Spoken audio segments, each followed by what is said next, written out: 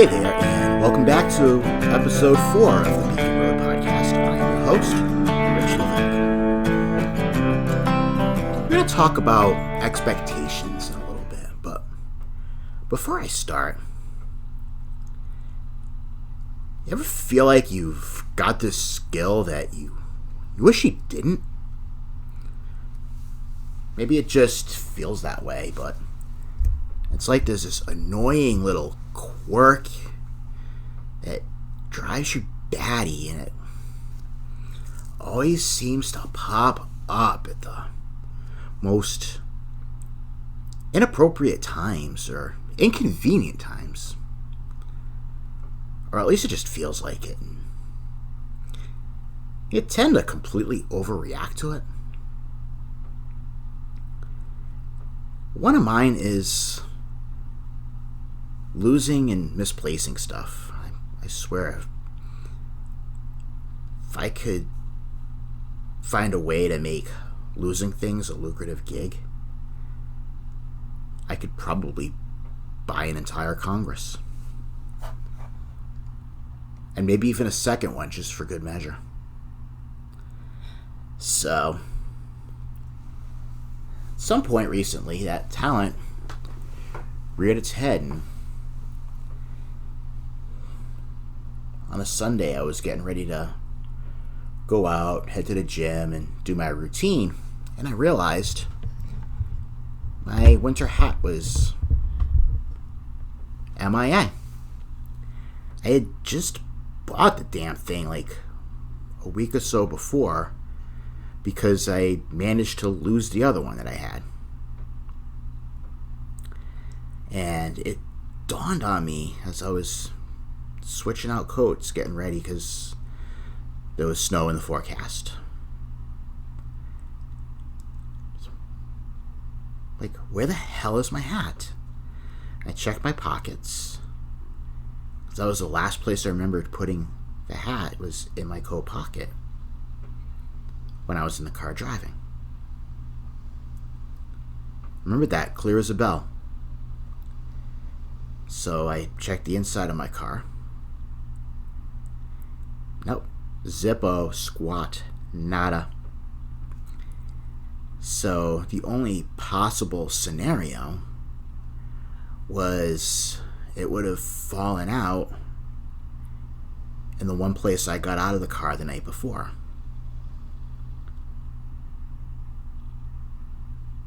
And that place was probably about 40 miles away, so peace out, hat.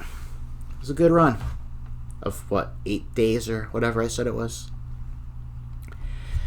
But oh man, I was pissed. Started screaming and completely berating myself. How could I be so freaking stupid to lose a hat like that? How can I be so irresponsible? What the hell is wrong with you? Why can't you ever freaking pay attention to anything ever?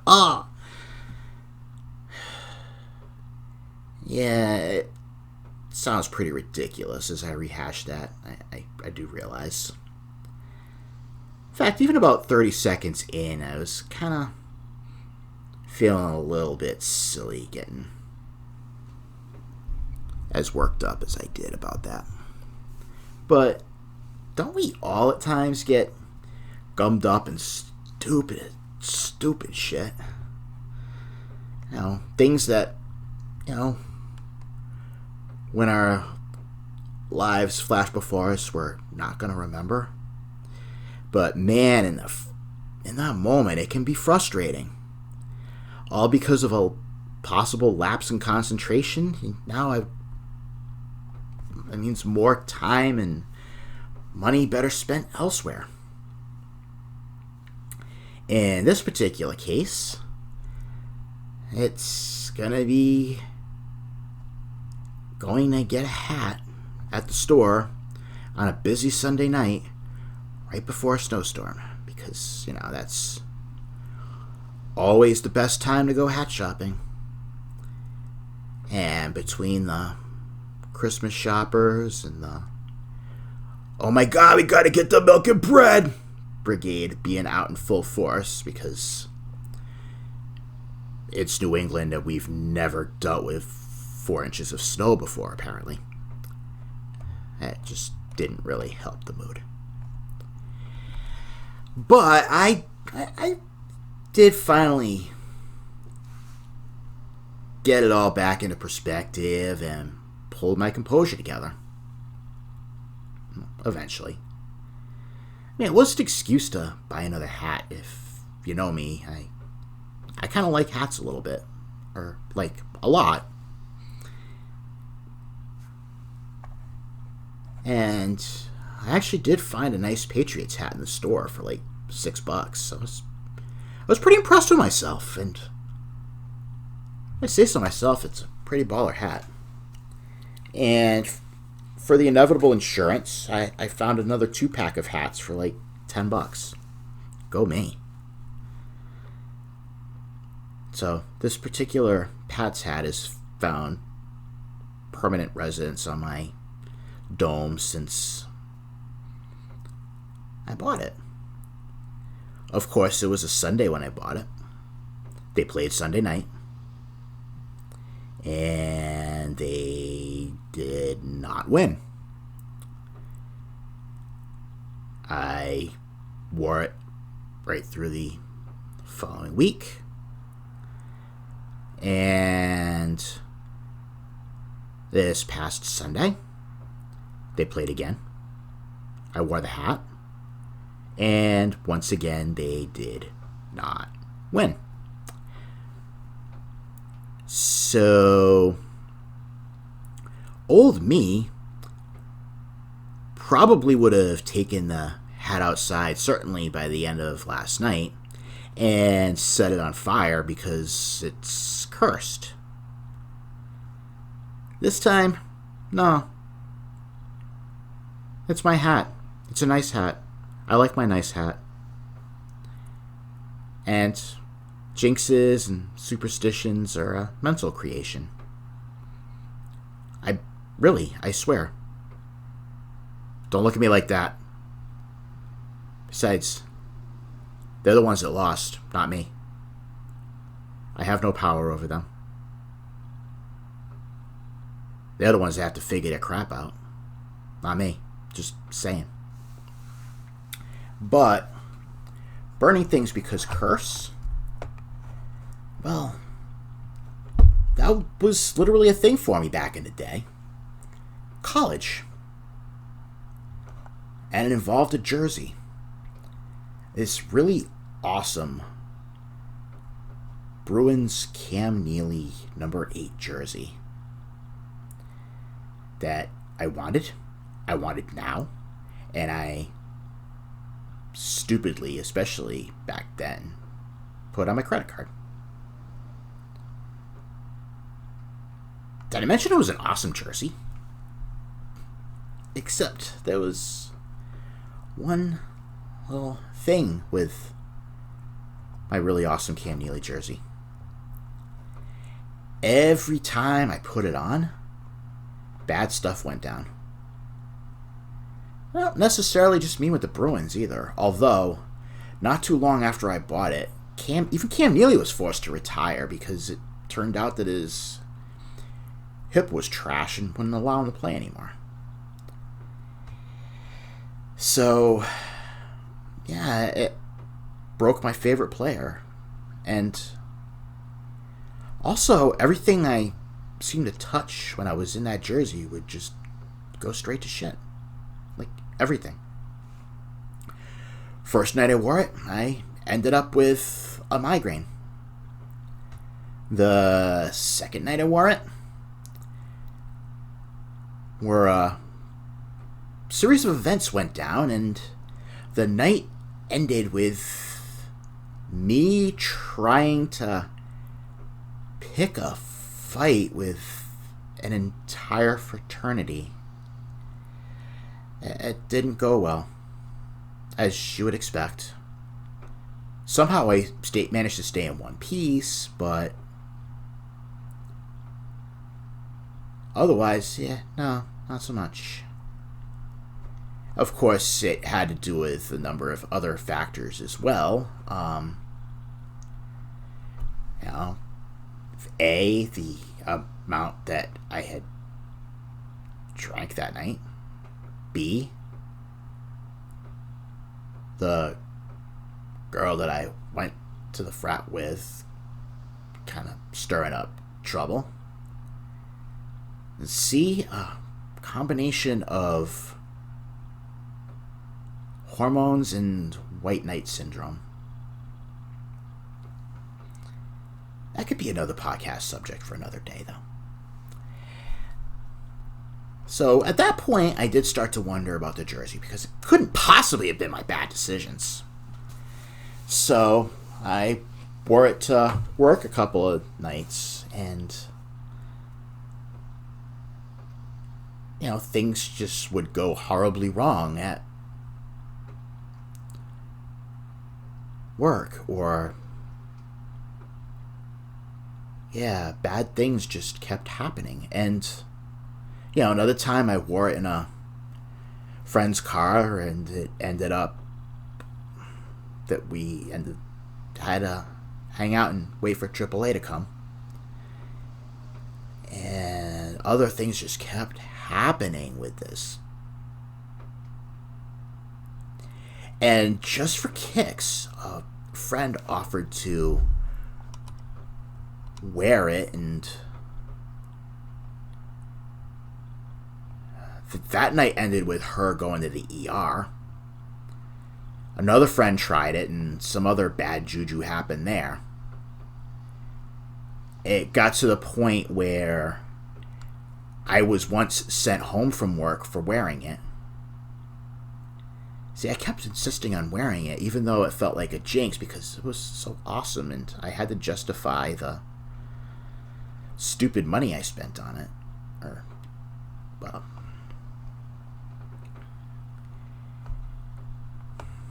By the end of the semester, and the weather got warm, and we ended up burning it in a bonfire. It was a decision made for me for my better well-being. That hurt, especially I was probably still paying interest on the goddamn thing at the time. In retrospect, though, that jersey was kind of like the law of attraction, except for bad juju, and it was all our mindset. A couple of bad nights, one certainly being self-inflicted, created a mindset that maybe there was some kind of bad juju with this thing, and it became a self-fulfilling prophecy. Or quite possibly it was karma for my bad decisions. But the Ballad of the Bad Luck Jersey is really a much more entertaining story than the canon of crappy choices. Don't you agree? Anyway, when we come back, we'll start talking about expectations. This is Beacon Road.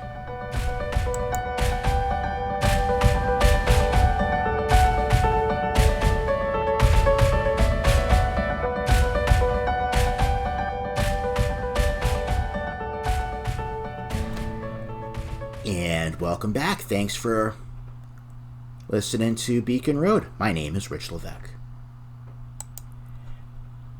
Sometime back, I posted the following on social media looking for responses. Quote, how about advice or expectations that are put upon everybody or most everybody, whether appropriate or not? For example, college. It's the expected next step for many right out of high school. Ready or not, willing or not. I'm open to comments on this or other life steps people make because they feel like they're forced to. If you don't feel that way, that's awesome, but that's not what I'm looking for here. I was really curious to see what kinds of reactions that the overall question would bring out of people. Much of life really does seem like it's a script forced upon us right from birth. We're expected to do A, then B, then C, then die. All these checkpoints thrust upon us through many generations. All of them subject to the judgment of our elders, our peers, and society in general. I mean, I've followed many of them myself and found zero satisfaction in any of it. But I can really only experience my own, experience. But it seems as though others would do things differently if they knew for sure that everything would work out okay if they did. Just a thing I've picked up over the years as an amateur people watcher. I'm usually pretty good at picking up whether or not someone is content with their lives just by what I can sense from observation. I'm certainly never going to claim that I have this down 100% of the time. Nobody possibly could. But I'm certain my chances of nailing it are over 50%, that's for sure. I've known that I've been able to do this since at least my early 20s. There's an old college friend that I would connect with every few weeks or so after I left school. And there were plenty of nights where we just would watch groups of people walking around in the city, and I would just, based off of vibes I would pick up, just kind of guess their backstories. If there were groups of people, who was disconnected and who hated who in the group. If it was a couple, whether or not it felt like a healthy relationship, whether someone wasn't happy, if one was straying. And as I followed up on these vibes, I grew to learn that I was getting far too good at guessing right. More than I really wanted to. Wish I didn't. I really started to feel like the man who knew too much. But let me get to why I wanted to go down this road on this here podcast, because before you decide I'm a wackadoodle or something, and go find another podcast to listen to, like, Joe Rogan or something. I mean, he's cool and all, and I like him too, but I was hoping you'd listen to him after you were done with me, soothe my ego and stuff. But anyway,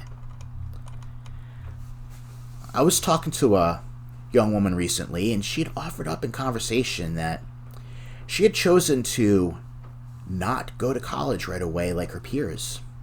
She had just graduated high school.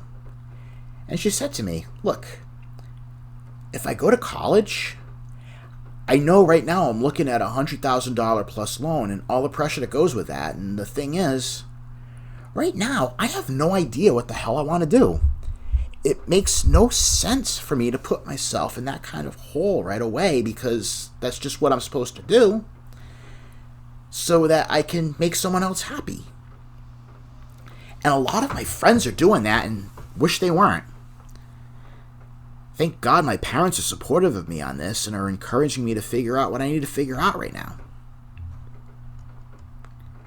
And this made me reflect on how many kids are in school and have no clue what they want to do.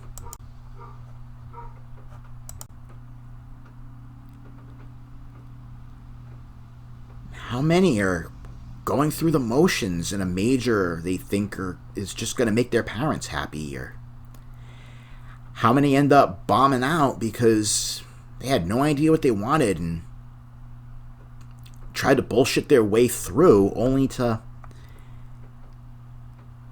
end up drowning because they were way in over their head. Christ, I remember so many when I was in school that this applied to. Okay, I might have been one of them. And I had no idea what the hell I wanted to do. In retrospect, I was probably better off going into the Army for a few years, or the Peace Corps, or just walking the earth or something, or any other goddamn thing than going to school. I changed my major like 3 times, and I'm between a couple of heavy life experiences and just surrendering. I finally went home without graduating, only to feel forced to go back to school anyway and get the degree. A degree in something that interested me, but a subject that honestly I'd really rather would have read about on my own. And in the end, it was a degree that was only useful if I had gone on to graduate school, and I had zero desire to do that. I still have zero desire to do that. I have no regrets about not doing that. Now, I made lifetime friendships, and I grew a ton, and I learned so many lessons about life up at school that I never would have back home. And I can guarantee you about 97% of them came outside the classroom. And that's kind of the double-edged sword of it. The environment I was in was so important in terms of learning how to adult, how to figure out my shit, and so many other lessons, and it was a fairly safe environment in terms of being able to really fuck things up and then learn from it and try again. You really can't replicate that in very many other settings. If only it were easy for me to have just known what I wanted, and I probably would have crushed the academic part. I was a lot of things, but stupid was never one of them. I was certainly not as mature as others my age, growing up a little more sheltered than others. And I did have a bit of a learning curve to make up for. But in terms of that, I think I did okay. I didn't inflict much significant damage, I don't think. But back to not knowing, or even worse, chasing something you don't even really want. It doesn't stop there. It goes on to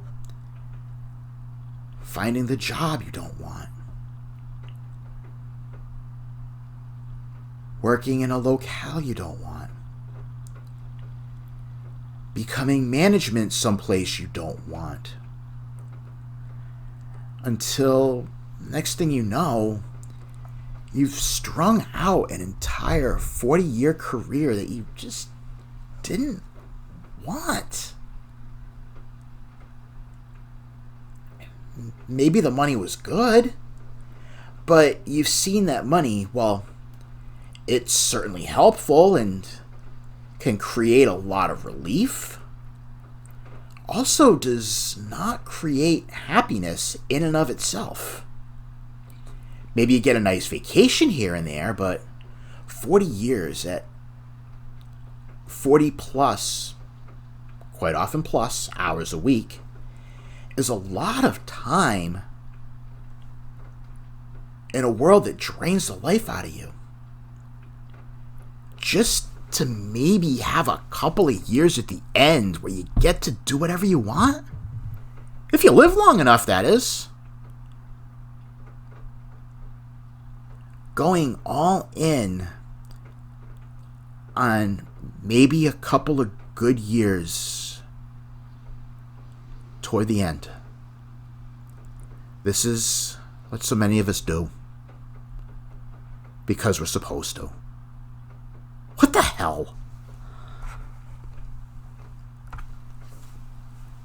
To quote a comment from Jody, it is assumed that if you have a perfectly good career track, that you would stay the course through retirement and not just throw it away, quote unquote, to go live in an RV right when you are promoted and all of the kids are gone and all of that money will be yours.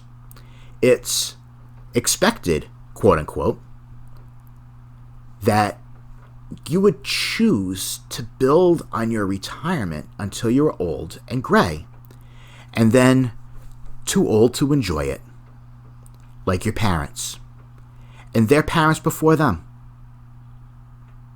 Just saying. See, it snowballs big. It's not just a few years of making someone else happy. It's a whole lifetime living someone else's if it's not the life you want. And this snowball was well documented in a comment from Laura. And she writes, I think there are many steps in life people take because of expectations. Some of them include buying a house, getting married, having children, moving out of the parents' home. I personally think people make far too many decisions based on outside expectations instead of what they actually want, especially as young adults. See, if you're settling on a career path because of expectations, what's to say you're not doing that with every other freaking aspect of your life? I don't know. I'd never be able to answer that for anyone, but you most certainly can for yourself. I'll go back to Laura's comment. Some of that probably resonated with you. Maybe not everything. And it's all okay.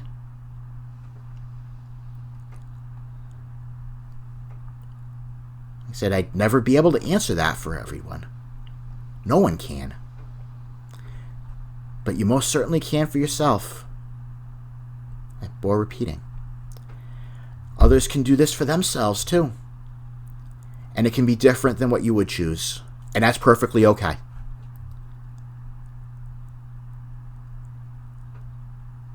You know, it's hard stuff because it's a lot of damn work to be able to figure these things out for yourself. It really is. And now for some, kind of going back to the school thing, it may really be about that social aspect and the opportunity to grow on that end that's more important to them. And I do see that that's a valid point from my own experience. Maybe the specific career path is not that important for some. I can see that. I can see where for people there's a hobby or an activity or a side passion that's life's purpose, and the work thing is not a big thing. That's cool. Or maybe some see ahead and realize that they're going to change career paths multiple times anyway. A lot of us do. We get to change who we are at any point it feels right to, in spite of what anybody else has to say about it. And generally, more often than not, those that have lots to say about that usually has a lot more to do with them not having the balls to do it themselves. But good luck getting them to admit it, and it's not really your job to anyway. But it may be worth it to have that kind of life experience in that age frame. And it's about a lot more than just an opportunity to get hammered on Thursday, Friday, and Saturday. There's a ton of growth, maturity, and life lessons to be attained in that atmosphere. Even if it doesn't look like it on its face, it has a lot of value to it. And we don't really think of that a whole lot. It's certainly part of the equation you gotta think of. Now, for myself, if I had to go back and educate young me, I think I still would have encouraged him to go walk the earth or something, but that's okay. Again, we all have different priorities, and they're perfect the way they are, in as much as perfect exists, and it really doesn't.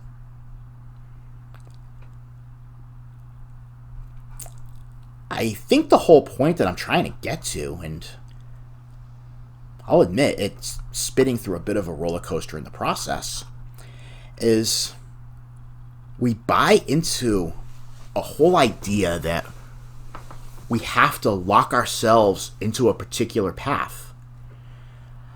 Whether it's because of our own expectations or those of other people who we value, or it's what we believe we're supposed to do because of sort of societal constructs that are thrown in our faces relentlessly. Doesn't really matter where it comes from. It's the idea that we feel like we're locked into something we don't necessarily want. Now, it's absolutely okay to stay in the line if that's really what feels right to you at the time. Absolutely. And in time, as we grow, mature, and have different experiences, we could decide that we've stagnated or just grown into a direction that the original path no longer serves.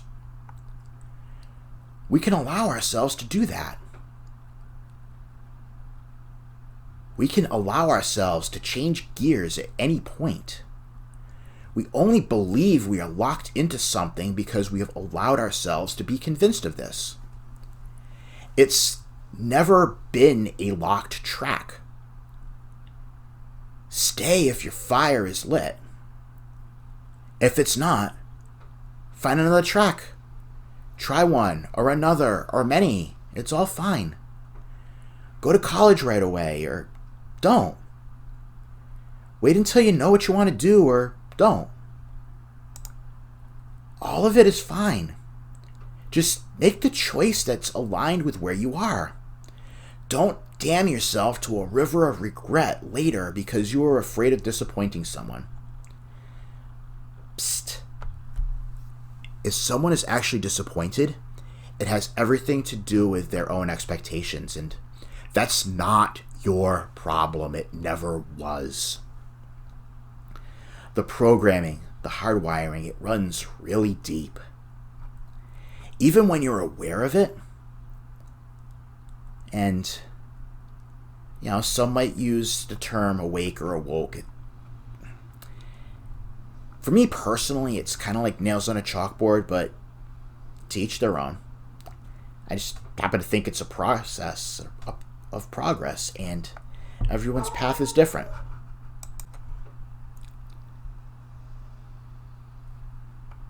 Over the course of the journey, it's just easier for some people to see some patterns sooner than others, and for others to see different ones. It doesn't make anyone necessarily further along, but it can also lead to other things, but we'll leave that alone today. I'm going to take a quick break, but let me first leave you with Mary's comment. Never thought about it like this. It's another program we've all been born into. What we should do. It's Speak and Road. Please stick around.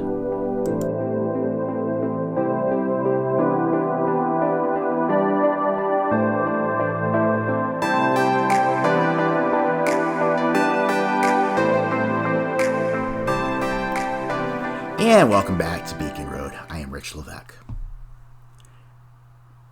In today's episode, we are talking about expectations. And let me turn the channel just a touch as I go to April's comment, because I think this is super important to go to for a bit. And she writes, "Here is an expectation put on moms. We know all things and can solve all problems. Yesterday, I was in the doctor's office with my mom.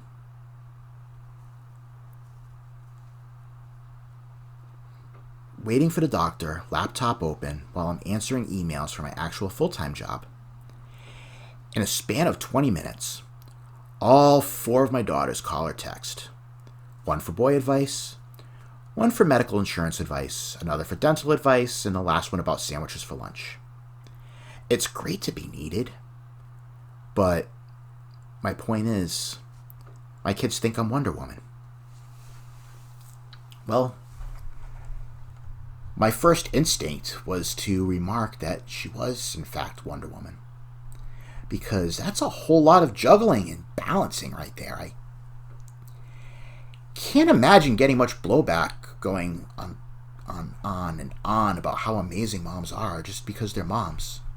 Never mind going into the additional circumstances they may face. I'm going to recite a little thing I wrote and actually put the video last Mother's Day. It's actually pretty cool. Go look it up on my YouTube. Again, under the name Rich Levesque. But it goes something like this.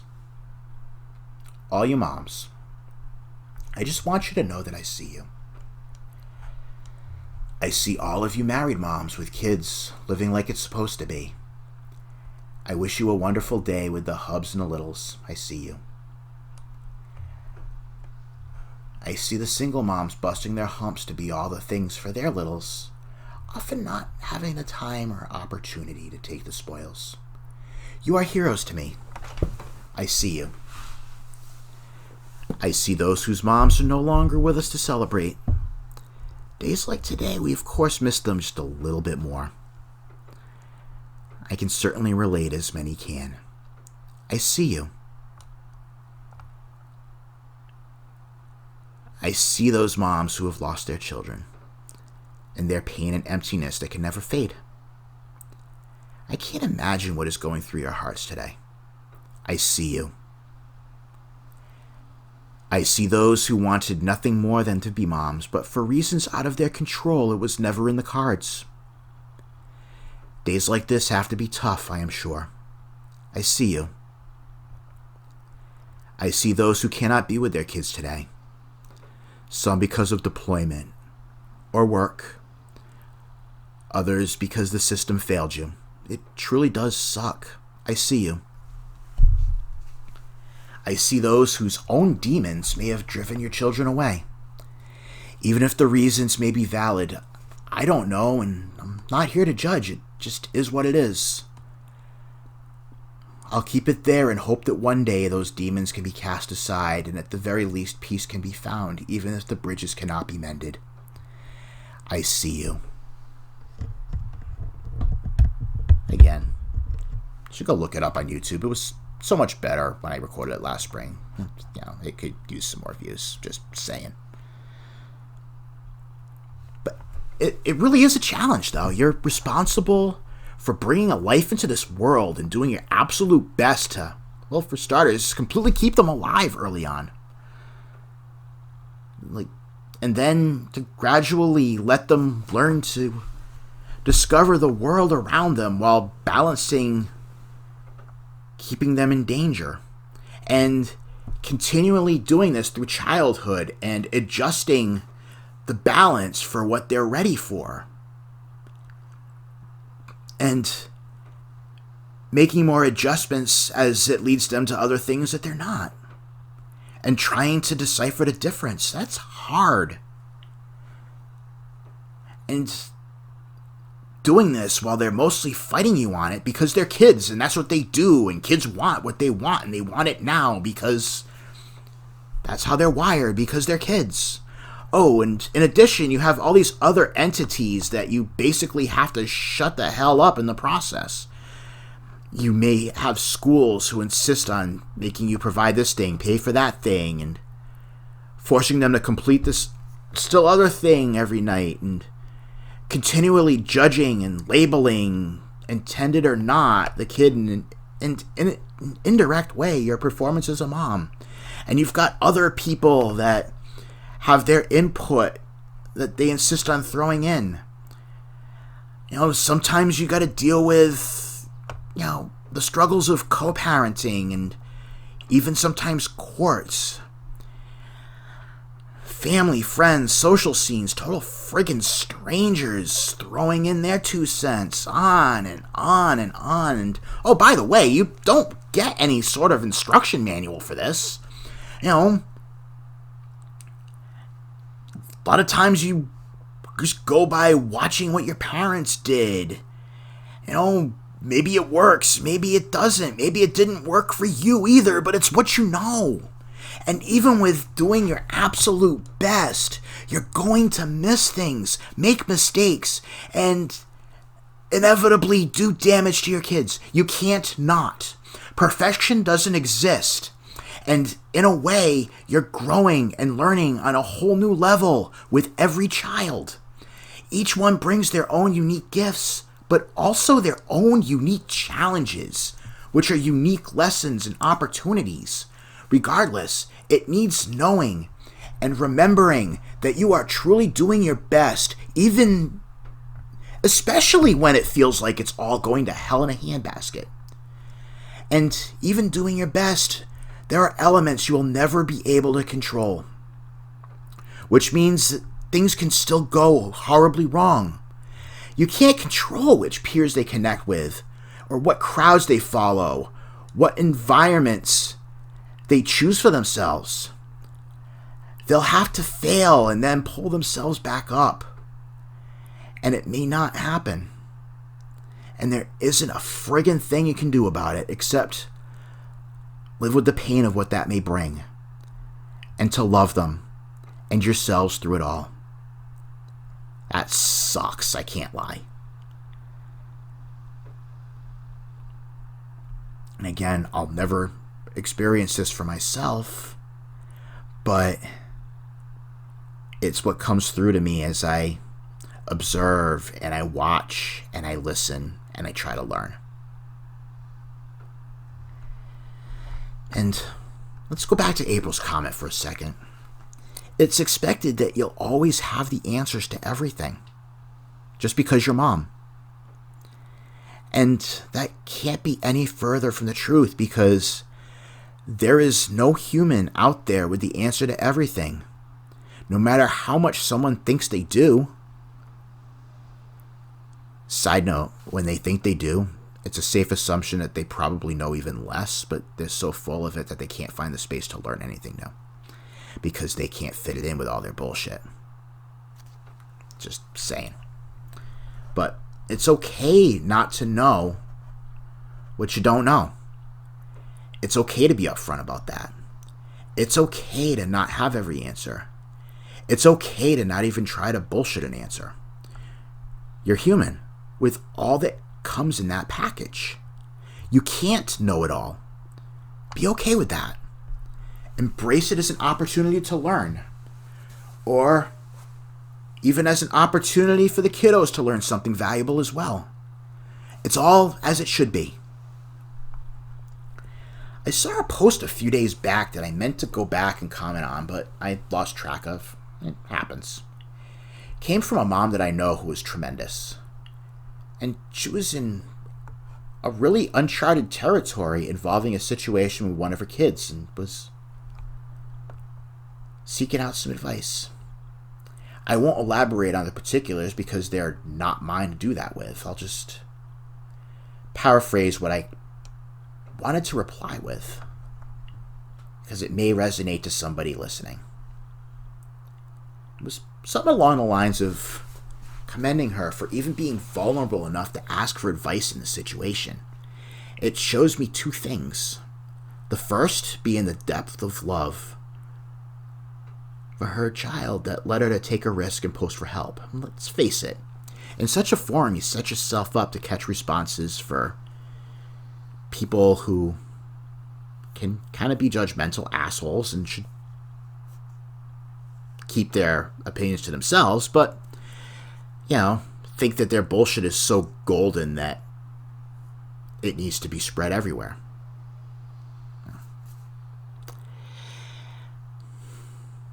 But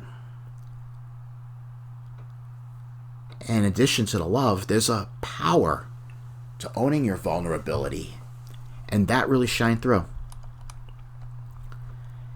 And something else I was thinking of, obviously not being a parent, I haven't experienced anything close, but what really comes through to me is to just follow your heart and let that guide you. Go with what that tells you. Act how it feels right in each moment, based solely on the moment. Don't stress doing the right thing, or especially the quote-unquote perfect thing.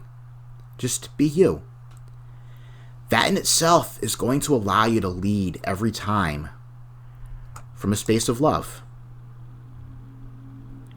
Accept that it's not going to work out perfectly. Know that you will make mistakes. Some may even be colossal. See them as they occur. Accept them. Learn from them. Even if your child can't see that right away, they'll eventually see that you're doing your best and will continue to feel safe with you because of that. That you ask the question tells me all I need to know about how amazing you are as a mom. You'll get this. I know that.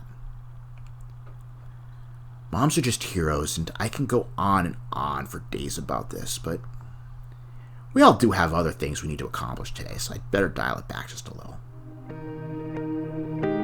You're listening to Beacon Road.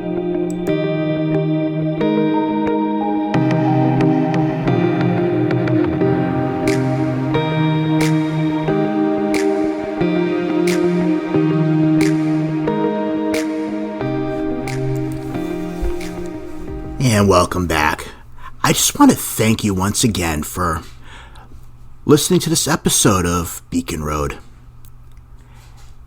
Thank you for taking the time to listen to what I have to say. Ultimately, for as much as we talk about money or possessions or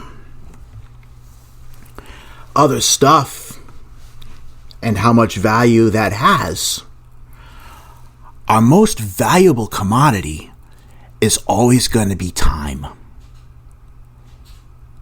That's the one that's going to be finite. We have a limited amount, each one of us. And you're choosing to spend it with me, and I hope it was worthwhile, and I thank you deeply for that. Now let me talk a little bit more about what exactly it is we're trying to do here, Beacon Road. Yeah, I'm going to write about and I'm going to talk about a number of different topics. But what I'm ultimately trying to do is, and I'll keep coming back to this, I see a world where we're gradually more and more lost and hurting, and we're trying to figure out who the hell we are, and yet still try to fit into the roles and expectations that are put upon us. And all of that together creates can create pain and fear, and a lot of us are just kind of wandering around lost and alone, even if it feels like we're in a crowd.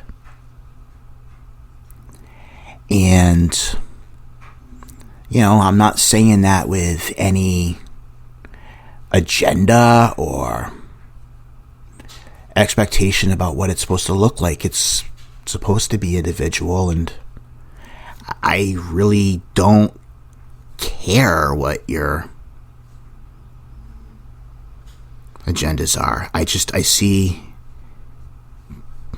a world that's hurting. I see a world that's lashing out. I see a world that's internalizing a lot of pain. I see anger and hate spewing out, and I see,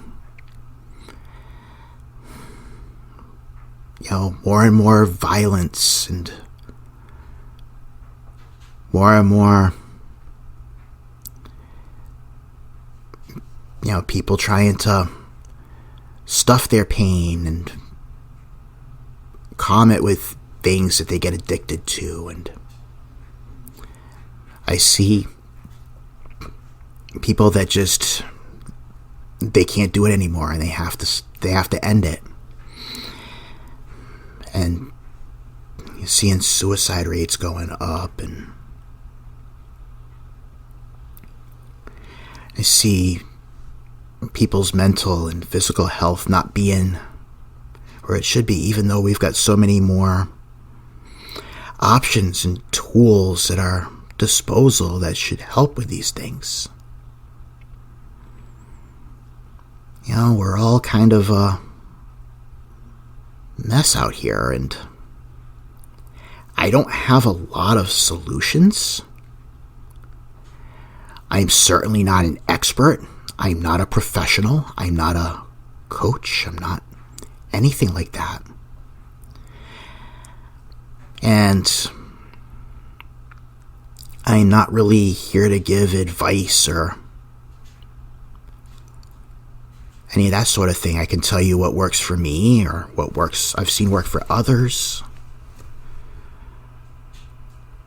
But it seems what's needed more is, support, space. Having somebody say, I see you. I feel you. I understand you. I get you. You're welcome here. Come on in. And that's really what we're trying to create. And just using the tools I have at my disposal to be able to do so.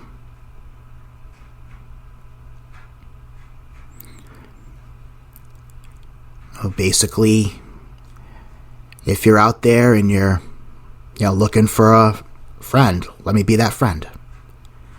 You're looking for a parent, let me take that dad role. Let me be space and let me support you. And likewise, you'll be doing the same for me. All these connections that I'm making help me just as much as they're helping anybody else, and that's really how it's supposed to work. It really is a village. It really is a tribe.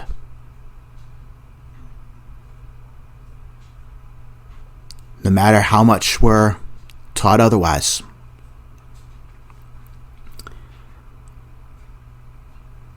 So,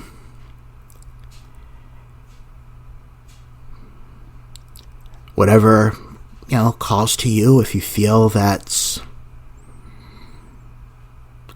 part of what you want to be involved with, there's a lot of different ways. If you're a business, you can sponsor the podcast, or you can, sponsor a website or other things you have going on. So you go to the website, beaconroad.net. There's going to be a lot of my writing and my thoughts and thoughts of some friends of mine that are up there and available. Also got resource lists for people for physical, mental health, and well-being. And we're adding to it all the time. You can check those out. And got our own little, Beacon Road shop that has t-shirts and coffee cups and other things to purchase. And you're more than welcome to come and check everything out. And if you feel compelled to donate directly, there is a PayPal link on the site that can help you do that. Also available on social media. On Twitter at Beacon Road 10. Beacon Road, the number 10. On Instagram at Beacon Road. On Facebook at Beacon Road. I also have a Mighty Network set up that's a secure community where people can kind of post and either share a story or seek out support or just a place somebody wants to go and be heard. You can look up Beacon Road on Mighty Networks, or there's a direct link directly through my website, which is again beaconroad.net. Again, I want to thank you very much for taking the time to hang out, and just keep a lookout for future episodes on all the usual suspects. I will post them on my website. They'll also be available on Anchor and Apple and Spotify and other places as well. Hope to see you again soon. Take care.